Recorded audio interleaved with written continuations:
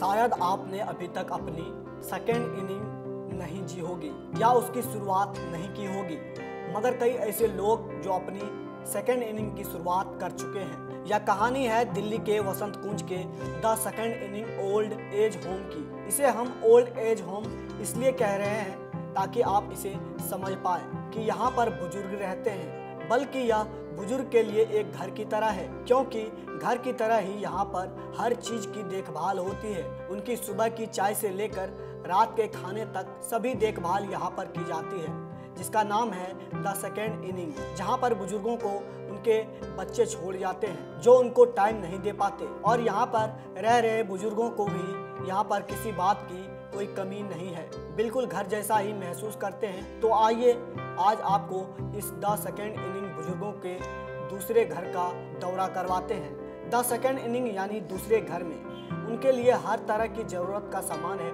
जहां एक किचन है जहां पर उनके स्वाद और उनके डाइट के अनुसार खाना बनाया जाता है। किचन के साथ साथ बुजुर्गों के लिए एक मेडिकल रूम भी है, जहां पर रोज़मर्रा की और उनकी ज़रूरत की दवाइयाँ रहती है, और साथ ही बड़े हॉस्पिटल के साथ द सेकेंड इनिंग का गठबंधन है। जैसे भी किसी बुजुर्ग को दवाई या इलाज की ज़रूरत पड़ती है तो तुरंत उन्हें दिया जाता है। इस बड़े से घर में बुजुर्गों के लिए मनोरंजन के लिए भी पूरे इंतजाम है।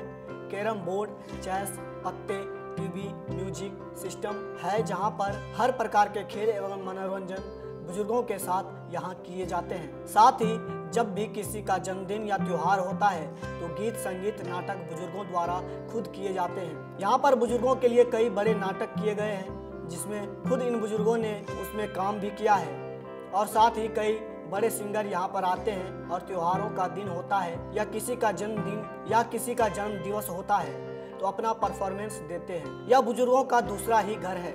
जैसे घर में हर छोटी चीज़ का ख्याल रखा जाता है, यहाँ पर भी हर छोटी बड़ी चीज़ का ख्याल रखा जाता है। मैं यहाँ पर भी कोई 3 महीने या 3.5 महीने के आया हूँ। तो यहाँ पे फ्रेंडशिप हो गई आपकी सबसे? फ्रेंडशिप हाँ, काफ़ी जितने भी यहाँ हैं सबसे है। अच्छा। देखो जी, डेली एक्टिविटी तो जो है यहाँ हॉल के अंदर काफ़ी कुछ है। कैरम बोर्ड भी है, ताश भी है, और कई चीज़ें हैं खेलने के लिए, सब कुछ है। बाहर जैसे हमने बाहर बैठना है तो अंदर से उनके आदमी लेकर भी हमें बाहर आते हैं, और बाकी जो हमारे यहाँ के खुद केयर टेकर हैं वो तो बहुत अच्छे हैं। सुबह आते हैं 10:30 पौने 11 के करीब, और रात के 9 बजे 8:30 9 बजे करीब जाते हैं। सुबह आते भी सबको मिलते हैं, और दोपहर को भी टाइम होता है उनको तब भी मिलते हैं, और रात को जाते हुए भी मिल के जाते हैं। और बात ये थी कि 3-4 महीने पहले मेरी वाइफ की डेथ हो गई थी, जिसकी वजह से मैं अकेला अगर अपने रूम में पड़ा रहता तो रोता ही रहता, और तो कुछ नहीं था। छोटा लड़का है, उसकी वाइफ है, 2 बच्चे हैं। बच्चे स्कूल में जाते हैं, कॉलेज में जाते हैं, और उनकी मिसिस से यानी अपनी डॉटर इन लॉ से मैं कितनी देर बात कर सकता हूँ। थोड़ी देर बात किया, खाना खुना खाया हुआ। इसलिए फिर मैंने भी सोचा कि कहीं ऐसी जगह हो, तो मेरे लड़के ने बहुत जगह देखी यहाँ दिल्ली में, द्वारका जी में देखी और कई जगह देखी। यहाँ भी आए तो उनको सबसे अच्छी जगह ये लगी। तो फिर वो मुझसे पूछा उन्होंने कि आप ऐसे जाना चाहेंगे? मैं कहा जी अगर जगह बहुत अच्छी है तो मैं जा सकता हूँ, और फिर वो मुझे यहाँ लेकर आए। और मेरी थोड़ी सी टांगों में प्रॉब्लम हो गई थी, एकदम अचानक बुखार सा चढ़ा, पता नहीं क्या हुआ, इस वजह से वो हुआ। बाकी यहाँ प्रॉब्लम और कोई नहीं है, खाने पीने की नहीं है। सुबह टी मिलती है, उसके बाद नाश्ता होता है, ब्रेकफास्ट होता है, दोपहर का लंच होता है, रात को डिनर, शाम की चाय होती है, रात को डिनर होता है। मान लो कोई बीमारी है बाकी अच्छा, फिर इनके पास दवाइयाँ भी हैं, ट्रीटमेंट भी करवाते हैं। इनके पास दवाइयाँ भी हैं। अगर बाई चांस किसी को बुखार हो गया, कोई खांसी हो गई, या किसी को दर्द हो गया, वो भी उसी वक्त ये दवाइयाँ दे देते हैं। अगर मैं इस संस्था की बात करूं तो इसको सेकंड इनिंग का नाम दिया गया है। सेकंड इनिंग इसलिए कि आदमी की फर्स्ट इनिंग जो होती है वो अपने बच्चों को परवरिश में लगा देते हैं, अपनी शादी के बाद बच्चों की पढ़ाई, और पढ़ाई के बाद उनकी शादी, और शादी के बाद फिर बच्चे, एक सर्कल बनता है। सेकंड इनिंग ये हो जाती है कि ज़िंदगी की फर्स्ट इनिंग से इंपॉर्टेंट कहीं ज़्यादा सेकंड इनिंग होती है। क्रिकेट की लगा लीजिए, किसी भी गेम में लगा लीजिए, लाइफ की लगा लीजिए। जब आप ज़िंदगी से आप मुक्त हो जाते हैं, यानी कि अपनी रिस्पॉन्सिबिलिटी कंप्लीट कर देते हैं, तो आपको अपनी लाइफ में किए हुए काम को सेकंड इनिंग में एंजॉय करने का मौका मिलता है। इसलिए इसका नाम दिया है सेकंड इनिंग, कि यहाँ पर एंजॉय होता है, यहाँ काम नहीं सिर्फ एंजॉय है। अगर मैं बात करूँ टोटल हमारे ओल्ड एज होम नैके के, ये एक रिटायरमेंट होम कहूँगा। ओल्ड एज होम मेरे दूसरे हैं। टोटल आज मेरे 4 सेंटर हैं, जो कि दिल्ली और दिल्ली एनसीआर या एक हिसार में मेरा है, मोहाली में मेरा है, और दिल्ली के अंदर मेरे 2 सेंटर हैं।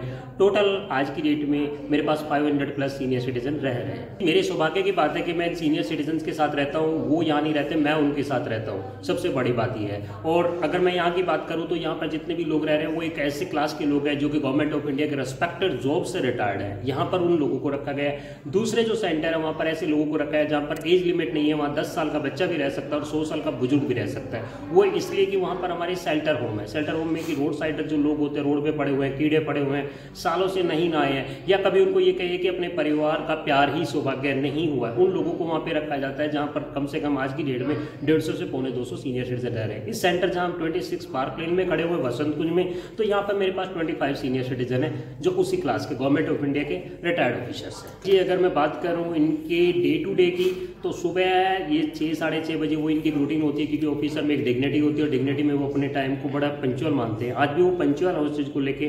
6 साढ़े 6 बजे करीब वो लोग उठ जाते हैं। उठने के बाद उनकी क्या बेटा उनको बेड टी चाहिए, उसके बाद वो फ्रेश होंगे, घूमेंगे, इतना बड़ा गार्डन है, गार्डन में वो मूव करेंगे, फिर उसके बाद वो जैसे भी ब्रेकफास्ट लेंगे, ब्रेकफास्ट के बाद फिर वो अपने कॉमन हॉल में आ जाते हैं। यहाँ की फैसिलिटीज़ तो ये रही। और बात करता हूँ यहाँ पे किस तरह से उनके टाइम स्पेंड होता है। हर एक फेस्टिवल यहाँ पर सेलिब्रेट किया जाता है, छोटे से छोटा और बड़े से बड़ा। जैसे दीपावली थी तो दीपावली उसी तरह से धूमधाम से मनाई, पटाखे फोड़े गए, इन लोगों ने स्वीट्स का, एक दूसरे से मिलना, नए कपड़े पहन के एक दूसरे के साथ करना। जैसे आज से 2 दिन पहले देखा कि हमने हवन करवाया था इनकी शांति के लिए, हवन हो जाना, बाहर उनको लेके जाना, यहाँ पर पिज़्ज़ा मंगवा के खाना, शाम को गोलगप्पे की पार्टी करना, कैरम है, चेस है, कार्ड है, लूडोस है, एंड इवन तक मैं बात करूँ तो बाहर से कई बार ऐसा होता है, जैसे अभी हमने पिछले महीने एक बर्थडे सेलिब्रेट किया था, तो उसमें हमने काफ़ी सारे सेलिब्रिटीज़ बुलाए थे, जो सिंगिंग का प्रोग्राम था हमारा। 8 से 10 फिल्में सेलिब्रेट आते हैं, जो लोग गाना गाया तो 4 घंटे इन लोगों ने एंजॉय किया था।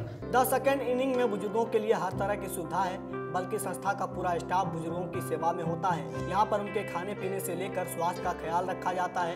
यहाँ पर कई ऐसे बुजुर्ग हैं जो कलाकार रह चुके हैं या कोई बड़े सरकारी अफसर रह चुके हैं। अब वो अपनी ज़िंदगी की सेकेंड इनिंग यहाँ बिता रहे हैं, क्योंकि कई बुजुर्गों के बच्चे ऐसे हैं जो उनको अपने साथ नहीं रखते, या फिर कई बच्चे ऐसे हैं जो विदेश में काम करते हैं और इन बुजुर्गों को घर जैसा माहौल मिले, इसलिए बच्चों ने अपने घर के बुजुर्गों को यहाँ पर छोड़ा हुआ है। साथ ही जब हमने बुजुर्गों से बात की तो उनका भी कहना है कि वहाँ पर पूरी संतुष्टि के साथ रहते हैं, किसी भी प्रकार की कोई दिक्कत नहीं होती, बल्कि घर जैसा ही ख्याल उनका यहाँ रखा जाता है। सर 12 साल हो गए, 12 साल में तो बहुत ही अच्छा लगता है। मतलब लगता ही नहीं कि मेरे लिए कोई ये कुछ और कोई किसी और के पेरेंट्स हैं। मुझे ऐसा लगता है कि मेरे ही माँ बाप, मेरे ही दादा दादी, और बिल्कुल एकदम इतने क्लोज हो गए मैं इनसे और ये मुझसे कि हम तो एक दिन रह भी नहीं सकते घर। आपने कभी सोचा था इस जन्म में इतने माँ बाप मिल जाना, इतने रिश्ते जुड़ जाना? कभी नहीं सोचा था सर, कभी नहीं सोचा था। बट एकदम इतना मतलब इतना प्यार मिला इन लोगों का, इतना प्यार देते हैं लोग कि यकीन ही नहीं होता। क्या रहती है आपकी दिनचर्या, कैसे रहती है, आप अपनी फैमिली को कैसे टाइम देते हो और यहाँ पर किस तरीके से मैनेज करते हैं? यहाँ ज़्यादा टाइम दे पाती हूँ, वहाँ कम टाइम दे पाती हूँ। क्या क्या रहता है, क्योंकि सबकी रिक्वायरमेंट अलग होती है खाने के लिए? रिक्वायरमेंट अलग है कि सबके हमारे चार्ट बने हुए हैं, किसको क्या देना है, क्या दे सकते हैं। बिकॉज कुछ लोग डायबिटिक हैं, कुछ लोग बीपी से हैं, सबकी मेडिसिन चल रही हैं, तो किस तरीके से इनकी डाइट सुबह से शाम तक होनी चाहिए, वो एक प्लान करके एक चार्ट मेंटेन करके रखा हुआ है, तो उसी हिसाब से हम इनको फॉलो करते हैं। तो यहाँ पर आप इनको तो साथ इनका ध्यान रखती हैं, प्लस अपने घर का कैसे ध्यान रखती हैं? सर घर में तो पेरेंट्स हैं ध्यान रखने के लिए, पेरेंट्स हैं, सिस्टर हैं, ब्रदर हैं, वो लोग मैनेज कर लेते हैं वहाँ पर, तो मुझे इतनी बदर नहीं होती है घर की तरफ से लेकर के, तो मैं यहाँ पर अपना पूरा टाइम दे पाती हूँ। कभी इनकी इच्छा होती है कि अपने बच्चों से बात करना, तो वो सारी चीज़ें आप लोग वो मैं प्रोवाइड कराती हूँ, वीडियो कॉलिंग होती है वो करवाती हूँ, इनकी वैसे फ़ोनिक डिस्कशन कराती हूँ, तो बाहर से आते ही कॉल हो इनसे अरेंज करवाती हूँ। अच्छा लगता है कुल मिला के आपको भी? बहुत अच्छा लगता है। लोग के साथ सब मिलते जुलते हैं, अपनी एज के जो लोग हैं, ओवर एज में जो होते हैं उनके साथ मिलते जुलते हैं और मिल के रहते हैं सारा दिन भी और रात भी और through the day we remain together. Okay, जो यहाँ के केयर टेकर हैं वो किस तरीके से आपको सारी सुविधाएं देते हैं, उसके बारे में थोड़ा सा बताइए। आप किस तरीके से करते हैं? आपको सारी चीज़ें रोज़ाना डे हिसाब जो आपका डेली वेजेस की सारी चीज़ें मिलती हैं आप लोगों को? एक्टिविटीज मिलती रहती हैं, जब कोई प्रोग्राम होते हैं ना, हैं कोई भी फंक्शन आ रहे हैं, जैसे रिपब्लिक डे है, इंडिपेंडेंस डे है, ऐसे और भी जो भी ताल्लुक, जैसे दिवाली का के हमारे साथ जो हैं वो सारा पार्टिसिपेट करते हैं प्रोग्राम वाइज बना के ना, जैसे लगते हो आपको ये भी नज़र आएंगे, ये भी सारे हमारे श्री हर्ष जी महाराज हैं, वो करवाते हैं ये। अच्छा अंकल, जिस तरीके से आप यहाँ पर रहते हैं, खाने पीने का किस तरीके से, क्योंकि सीनियर सिटीजन है आप लोगों को, खाने पीने की क्या डाइट आपके हिसाब से मिल जाती है जो आप लोग? हर एक चीज़ मिलती है सर। अच्छा। हर एक चीज़ खाने को मिलती है, डाइट जैसे वो देते हैं इस जैसी डाइट कहीं भी नहीं मिलती। तो यहाँ अच्छा लगता है आपको? ओल्ड एज बहुत होम बढ़िया लगता है। तो आपने देखा कि किस तरह से यहाँ पर दूसरों के माँ बाप को अपना बना के रखा जाता है, वो भी पूरे दोस्ताना माहौल में, क्योंकि यहाँ पर रहने वाले हर एक शख्स एक दूसरे का दोस्त है।